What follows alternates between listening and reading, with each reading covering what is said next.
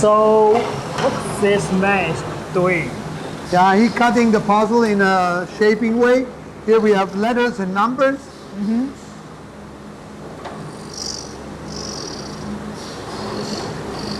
Okay, what's the advantage of this?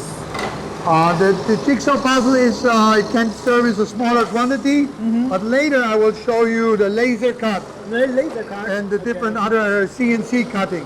This is very handmade job for very little children. Have solid wooden blocks of wooden puzzle. But let's go to a more sophisticated and more optimized workshop. Okay. And this is digital print. And also after the digital print, I show you the laser cut.